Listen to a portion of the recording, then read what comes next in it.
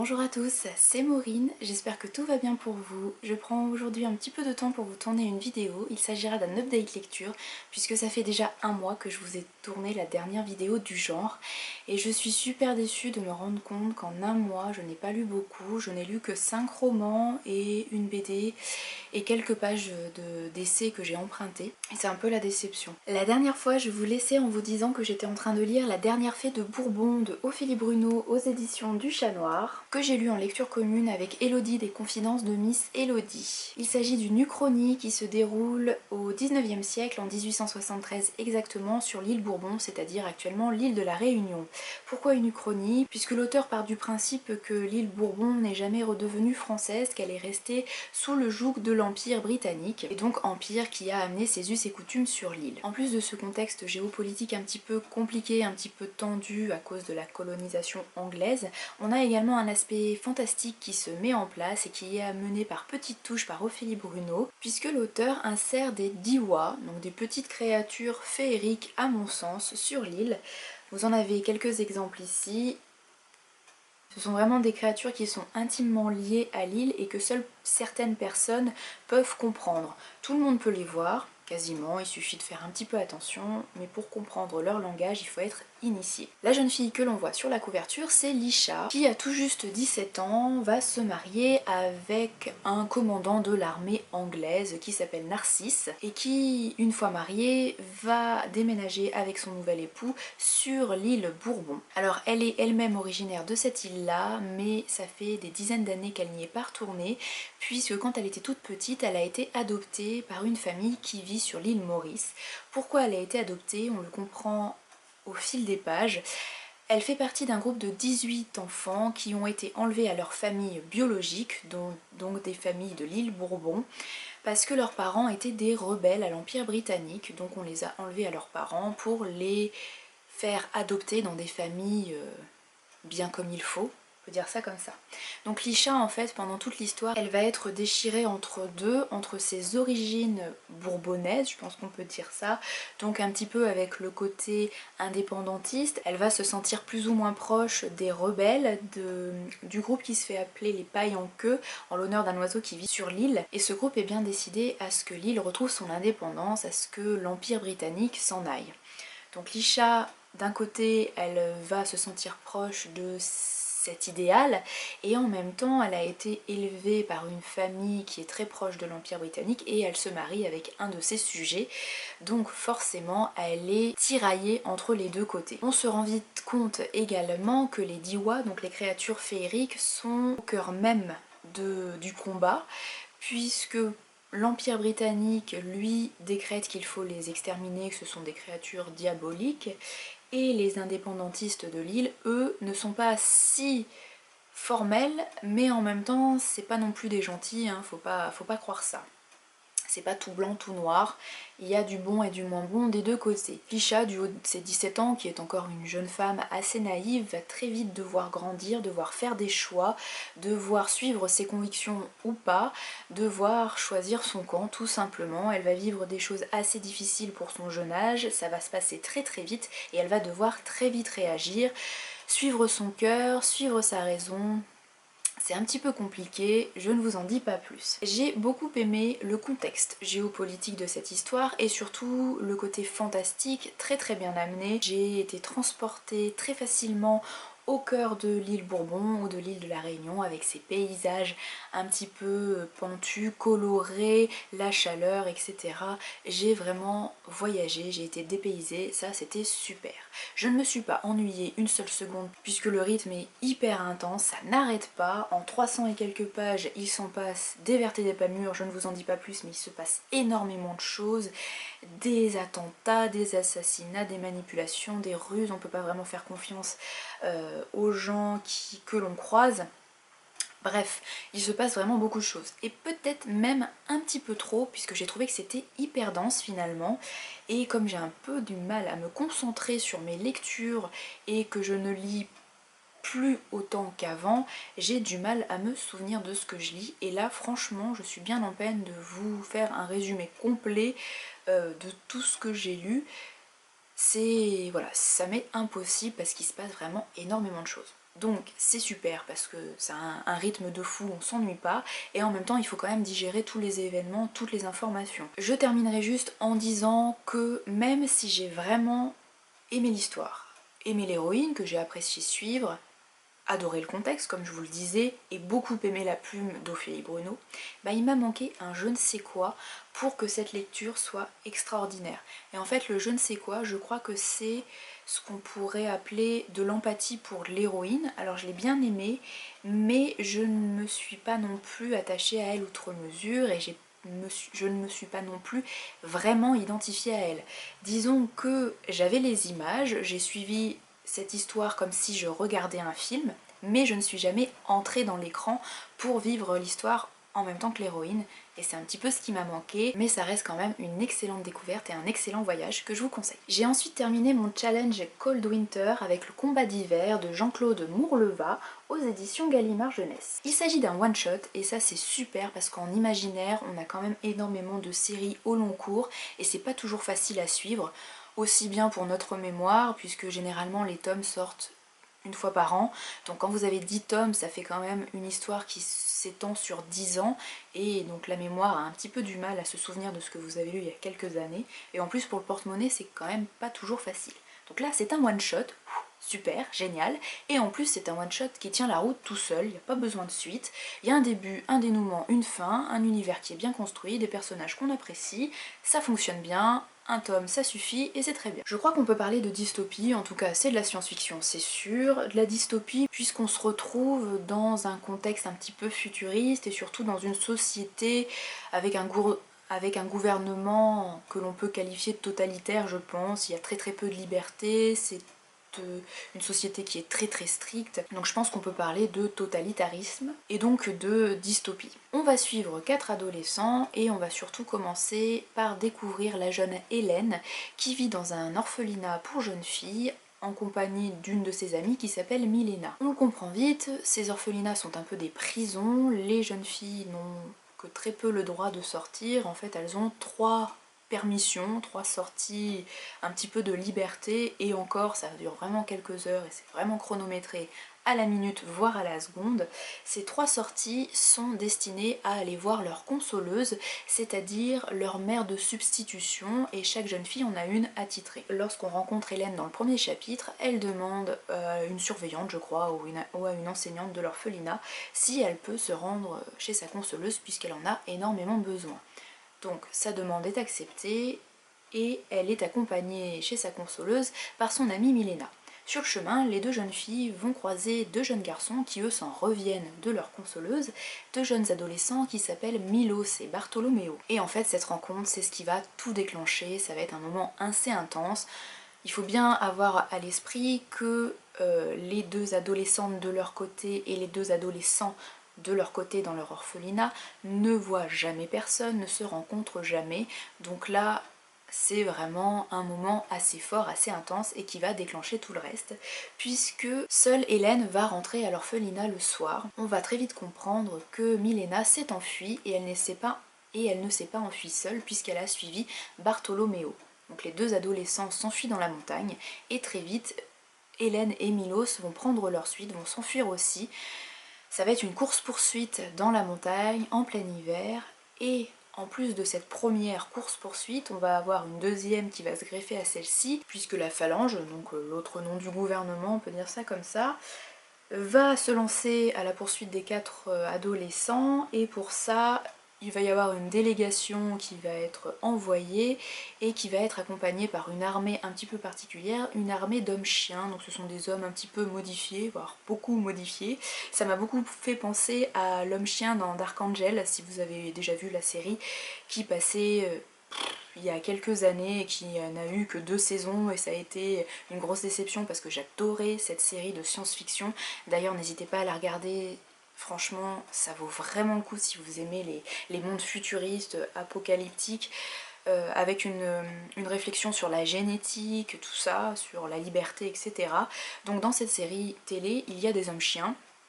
Et là, dans ce livre-là, on a également des hommes chiens qui ne sont pas très intelligents, ils n'ont pas un gros QI, mais par contre ils ont un flair très développé, donc ils sont parfaits pour pister les 4 adolescents dans la montagne. Je ne vous en dis pas plus sur l'intrigue, j'ajouterai juste que j'ai beaucoup aimé les thèmes abordés dans cette histoire, la liberté, l'oppression, la rébellion, etc. Et j'ai trouvé ça très émouvant, puisqu'on va découvrir avec beaucoup d'émotion, en tout cas moi ça a été très émouvant, qu'il suffit d'un souvenir, il suffit d'évoquer un souvenir, et en l'occurrence la voix d'une jeune femme, pour que toute une population se rassemble, s'unisse malgré les différences et se soulève contre l'oppression. Et j'ai trouvé ça très très beau, très très fort. Voilà, c'est les thèmes de la liberté, de la rébellion, de... J'ai vraiment beaucoup aimé, j'ai trouvé ça intelligent et mature. On pourrait croire que c'est un livre jeunesse lambda, pas très original, en tout cas moi c'est ce que je pensais en le débutant. Je me suis dit, oh là là, encore un livre young adulte, c'est bon, une dystopie, on en a eu des dizaines, c'est toujours la même chose. Là j'ai trouvé que c'était intelligent, bien écrit, voilà, donc une très très bonne surprise. Le seul petit bémol que je pourrais apporter à cette lecture, mais ça m'est vraiment très très personnel, c'est le choix de la narration, le choix des points de vue externes, de plusieurs points de vue. Je pense même qu'on peut parler de point de vue omniscient.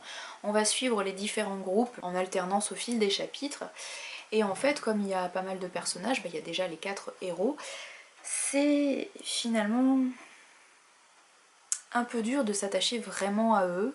On reste un petit peu distant, il y a une certaine distance entre eux et nous.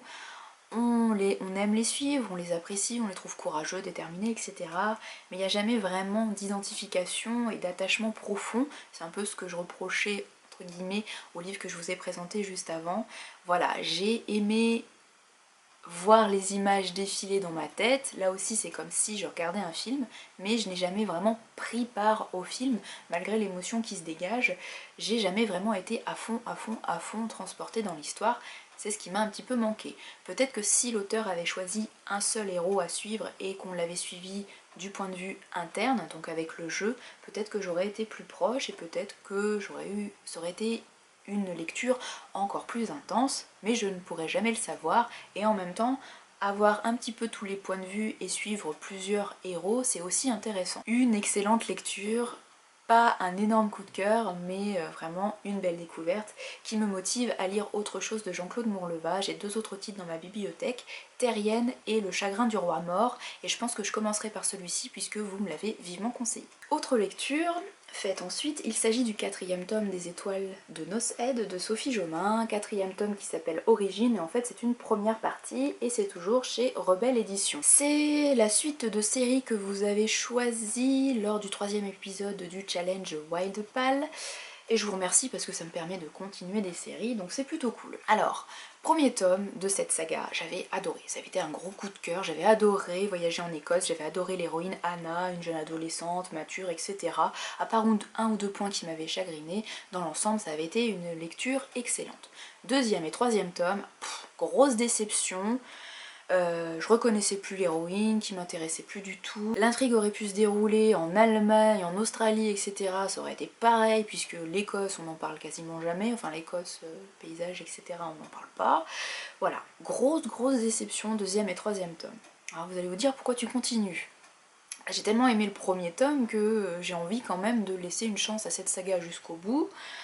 J'avais le 4e tome dans ma palle, donc j'avais envie quand même d'en savoir plus. Et là, 4e tome, il n'est pas à la hauteur du premier, bon, un petit peu dommage, mais il est quand même bien meilleur que les tomes 2 et 3, et c'est déjà très très bien. Alors, j'ai pas passé un moment excellent, parce que je deviens un petit peu difficile et que c'est le genre de lecture qui me divertit, mais sans plus, mais justement j'ai passé un moment agréable, ça a été divertissant, j'ai lu ce 4e tome très vite, voilà, ça m'a diverti et j'en demande pas plus. Donc on suit toujours Anna, une jeune franco-écossaise qui vit dorénavant en Écosse. Elle est toujours à la fac, elle est toujours très amoureuse de son compagnon Leith, ou Lys, je ne sais pas comment on le dit, L-E-I-T-H, vous le dites comme vous voulez, qui est un loup-garou de son état. Elle est toujours entourée de nombreux amis qui ne sont pas tous des loups-garous. Il y a aussi des anges noirs, je crois qu'ils s'appellent comme ça. Bref, des vampires, mais on les appelle pas comme ça dans cette histoire, mais c'est des vampires quand même. Enfin, en tout cas, ça a toutes les caractéristiques du vampire.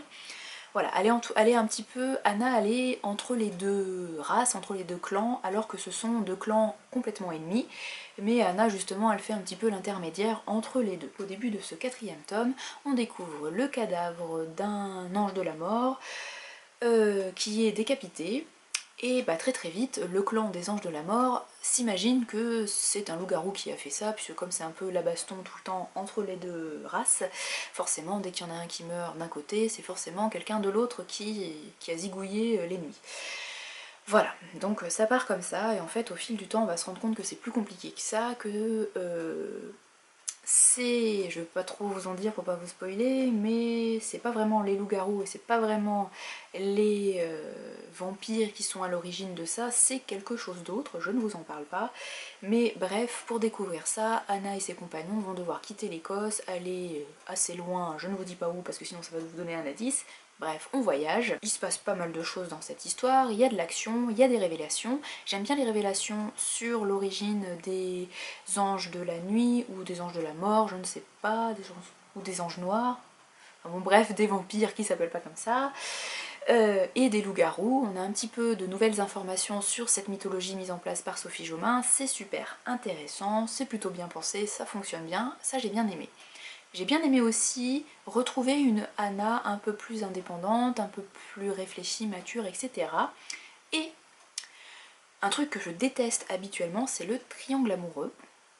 Et là, il y en a un qui se profile, bon ça reste assez discret. Alors franchement, quand je l'ai vu se profiler, je me suis dit « Ah non, c'est pas possible, encore un triangle amoureux, dans les livres young adultes, il n'y a que ça. » On a l'impression qu'il y a toujours une nana qui est censée être banale, mais elle a toujours 15 000 mecs en face d'elle, qui sont là pour elle, qui sont à ses pieds. Bon, peut-être pas 15 000, mais au moins deux, il y en a toujours au moins deux. Et voilà, et elle est toujours face à un choix, je prends lui, non, je sais pas, machin. Et ça m'énerve, parce que je trouve ça généralement pas crédible pour un sou. Et là, alors oui, je sais pas si on peut parler de crédibilité parce qu'on parle quand même de loup-garou et de vampire, donc c'est un peu dur de parler de vraisemblance et de crédibilité. Mais en tout cas dans les rapports humains, dans les émotions, j'ai trouvé que c'était bien mené, que ça tenait la route et que ça fonctionnait. Et pour le coup, j'ai compris les doutes, les hésitations d'Anna, enfin, on peut peut-être pas parler de doutes et d'hésitations, mais disons les réactions d'Anna qui m'ont paru assez bien décrites. J'ai apprécié. Voilà. Donc pas un sans faute, pas une lecture extraordinaire, mais ça remonte le niveau de la saga à mon avis. C'est pas à la hauteur du premier qui, je me répète, a été un coup de cœur, mais c'est quand même mieux que les tomes 2 et 3 à mon goût. On prend un chemin différent et ça fait du bien. Je n'ai pas encore le 5e et dernier tome dans ma pile à lire, mais j'essaierai de le trouver très vite et de le lire tout aussi vite. En 2016, ça serait bien, comme ça j'aurai terminé une nouvelle saga. Également pour le 3e épisode du challenge Wild Pal, j'ai lu le premier tome des damnés de Dana qui s'appelle La Dame Sombre, c'est de Ambre Dubois et c'est aux éditions du Chat Noir. Ça fait un petit moment que j'ai acheté ce premier tome, je crois quasiment à sa sortie, et j'ai mis très longtemps à le lire. Et franchement je me sens très bête puisque j'ai beaucoup aimé. Alors là aussi c'est pas un coup de cœur parce qu'il y a toujours un truc qui me gêne un peu, hein. Je suis un peu difficile que ce soit dans mes lectures ou dans la vie, c'est jamais parfait, il y a toujours un truc qui va pas. Et bah là c'est un petit peu le cas.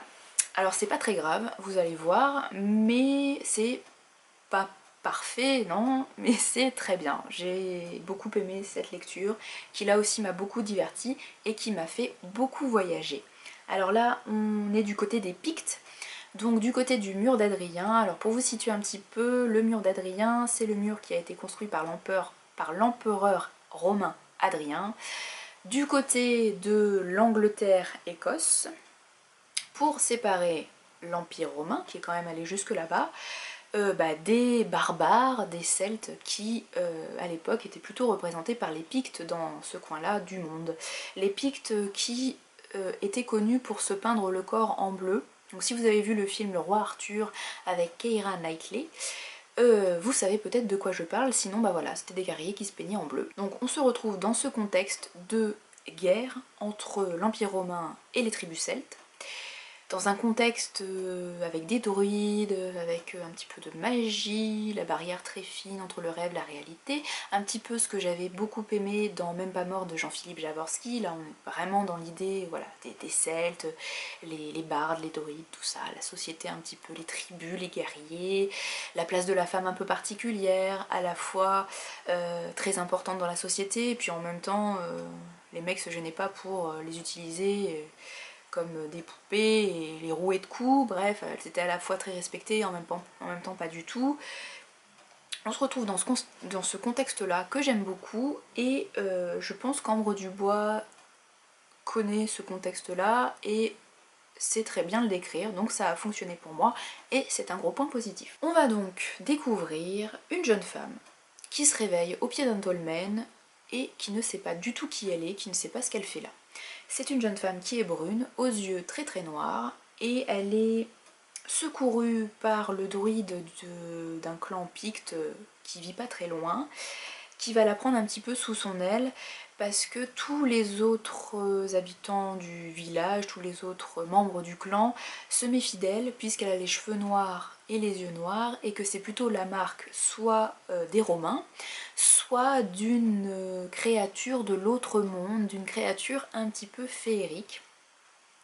Donc tout le monde se méfie d'elle, sauf les jeunes hommes, les jeunes guerriers qui sont très attirés par sa beauté évidemment, dont un en particulier qui s'appelle Galen, qui est rouquin. En même temps, du côté de l'Écosse forcément ils sont roux, un petit peu cliché mais bon voilà. Ce premier tome c'est un petit peu la mise en place de l'intrigue, du contexte, et on va essayer en même temps que l'héroïne de découvrir qui elle est et ce qu'elle fait là. Là pour le coup on a un point de vue interne, donc c'est vraiment l'héroïne qui nous parle, elle utilise le jeu.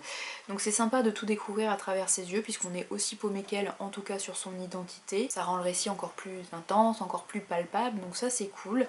Par contre, même si on la suit du point de vue interne, je trouve qu'elle reste quand même assez secrète et assez réservée, assez discrète encore, on sait pas trop de choses sur elle, en même temps elle sait elle-même pas beaucoup de choses sur elle, donc c'est pas une héroïne à laquelle on s'attache énormément, pour le moment en tout cas, mais j'ai hâte d'en savoir plus.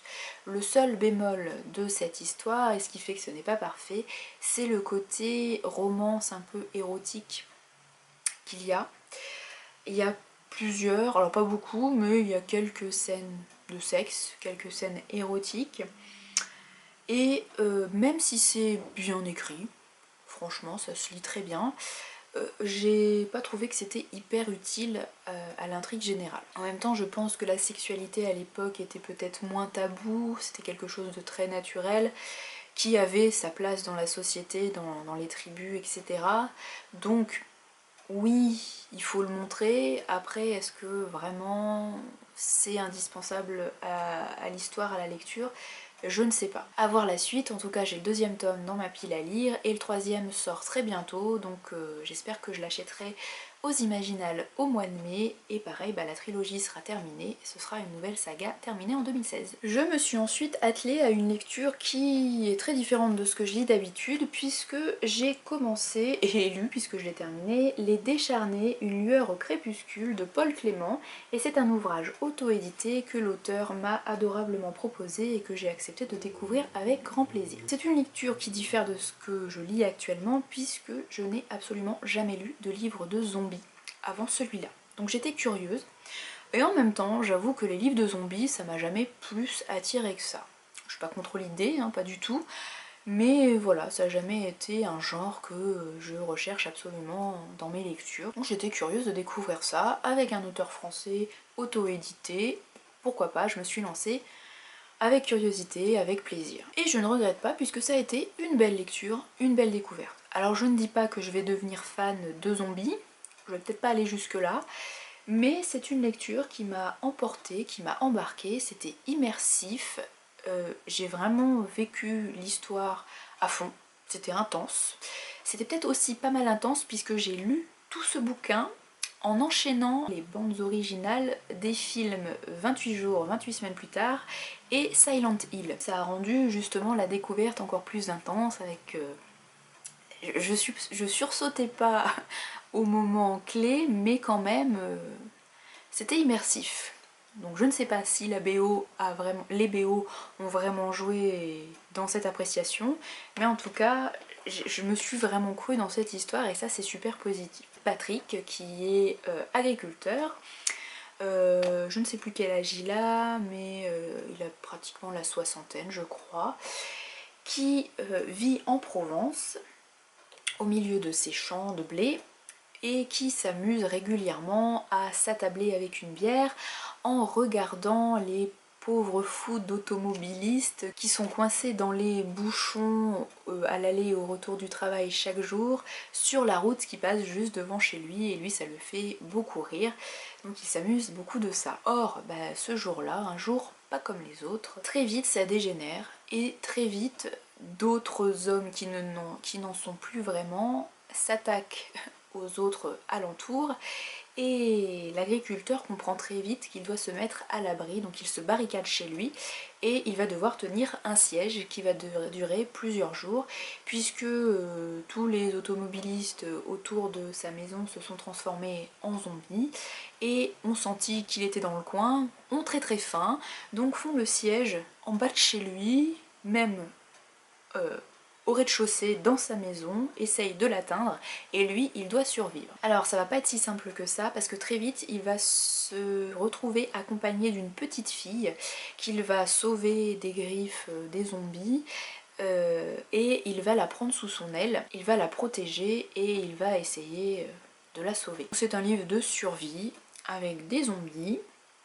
Les personnages passent d'un lieu à l'autre, se barricadent, découvrent d'autres survivants et évidemment dans un petit groupe fermé avec une tension incroyable, des problèmes de manque d'eau, de manque de nourriture, il y a beaucoup de tensions et beaucoup de disputes qui vont éclater. Les défauts de la nature humaine sont vraiment amplifiés dans des situations pareilles et là on le voit assez bien. Donc j'ai à la fois aimé le côté fantastique avec les zombies puisque il y a des scènes qui m'ont vraiment pas fait sursauter mais presque.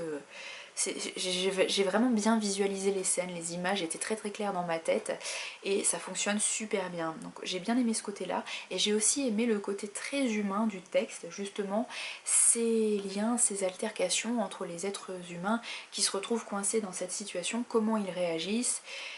On voit vraiment la nature humaine. Et l'agriculteur Patrick, le vieil homme qui a l'habitude de vivre tout seul, qui est très égoïste, très individualiste, va se métamorphoser, va évoluer très très vite en prenant sous son aile une petite fille qui s'appelle Emma, qui a 7 ou 8 ans je crois. Et voilà, il va tout faire pour la sauver et j'ai trouvé ça très émouvant. Alors après, dans la construction de l'intrigue, je pense que c'est assez classique dans le genre zombie. En même temps, je vous dis ça, mais j'ai jamais lu de bouquin, mais en tout cas, les films de zombies que j'ai pu voir, 28 semaines plus tard, enfin 28 jours plus tard, 28 semaines plus tard, etc.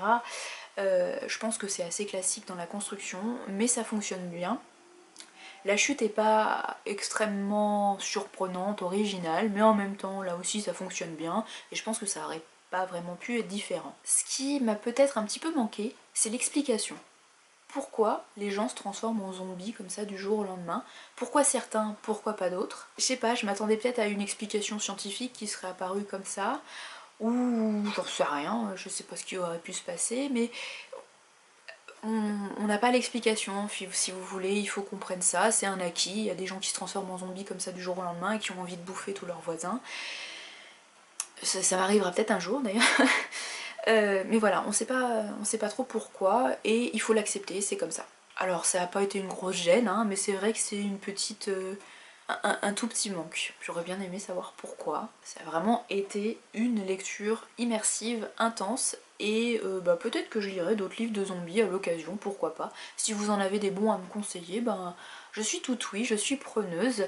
Je pensais pas que j'aimerais, et puis finalement, comme quoi parfois il faut se lancer dans des choses qu'on ne connaît pas, parfois de bonnes surprises. Donc merci à l'auteur Paul Clément pour sa confiance. Aussi pour le 3e épisode du challenge Wild Pal, j'ai lu hier le 2e tome des Carnets de cerises, toujours de Joris Chamblin et Aurélie Néré, et moi j'ai toujours la version Françoisir, mais pour l'édition originale c'est chez Soleil collection Métamorphose je crois. Enfin, je ne vous en parle pas trop puisque j'ai pas trop l'habitude de parler des BD dans les vidéos update lecture. Soit je fais des points vidéo vraiment dédiés aux albums et aux BD, d'ailleurs ça fait un moment que j'en ai pas fait. Et puis de toute façon je vous en parlerai plus dans une vidéo bilan du 3e épisode du challenge Wildpal. Donc vous en saurez plus à ce moment-là. En tout cas sachez que le premier tome avait été un gros coup de cœur. Alors là c'est peut-être un petit peu moins un coup de cœur parce que même si les dessins sont toujours très beaux, l'intrigue fait que les dessins sont à mon sens moins extraordinaires que dans le premier tome, puisque l'intrigue du premier tome nous offrait des images, des passages magnifiques. Là l'intrigue est très belle, mais elle entraîne des dessins un peu plus banals on va dire. Voilà, donc c'est encore une très belle lecture, je dirais même un petit coup de cœur parce que franchement j'ai presque eu la larme à l'œil hier. Cerise, la petite fille, elle m'a émue dans sa relation avec les autres, c'était trop beau. Les dessins sont toujours super jolis, mais peut-être un petit peu moins un coup de cœur que le premier. Mais ça reste quand même magnifique et je ne peux que vous conseiller cette saga.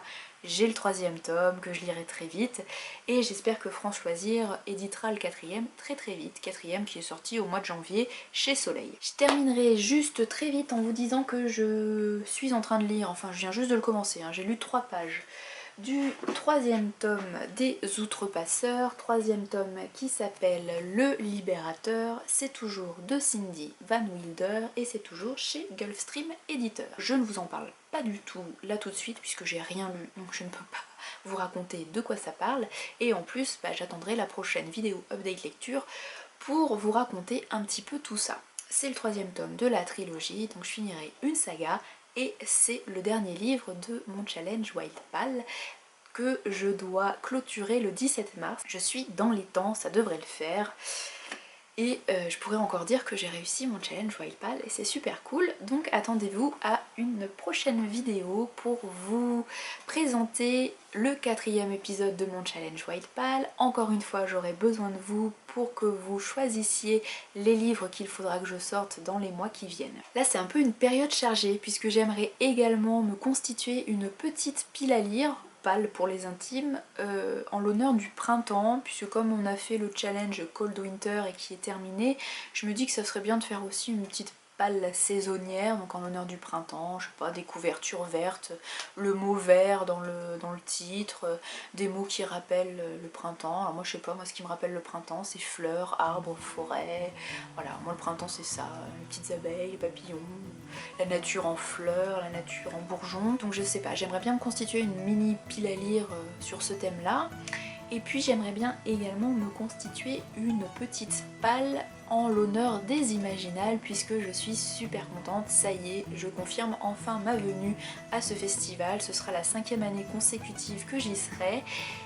Si tout va bien, j'arrive le jeudi en fin de journée, peut-être même un peu plus tôt, enfin en tout cas normalement je serai là c'est sûr, le vendredi toute la journée, le samedi toute la journée et un petit peu le dimanche matin. Donc je suis super contente, je vais voir encore plein d'auteurs, je vais encore avoir une valise avec 40 livres dedans, ça va être super lourd, je vais encore faire plein d'achats. Mais ce qui serait bien c'est quand même que avant d'aller rencontrer les auteurs aux Imaginales, j'ai lu leurs livres, puisque c'est quand même mieux pour parler avec un auteur de savoir de quoi on parle et donc d'avoir lu les bouquins. Je vous ferai un article et une vidéo consacrée à ce petit challenge personnel. Franchement c'est un challenge que je me lance tous les ans. Tous les ans, je note une dizaine, une quinzaine, une vingtaine de livres à lire avant les Imaginales, mais je sais très bien que c'est impossible, là c'est dans 2 mois et demi, je suis incapable de lire 20 livres d'ici 1 mois et demi, toujours d'autres livres qui arrivent entre temps et qui sont plus prioritaires entre guillemets, mais voilà, ça me donne une petite liste dans laquelle piocher, c'est toujours un plaisir, et si j'arrive à en lire 5 ou 6 d'ici la fin du mois de mai, et ben ça sera pas mal. Je m'arrête là, je vous souhaite un excellent week-end, d'excellentes lectures et je vous dis à très bientôt, comme vous l'avez vu très certainement avec une petite vidéo de challenge. Je ne sais pas laquelle je tournerai en premier, en tout cas ce sera un futur challenge. Merci pour vos commentaires de fidélité, votre soutien, c'est super important pour moi et c'est très motivant. Très belle lecture, à très bientôt et encore merci, salut!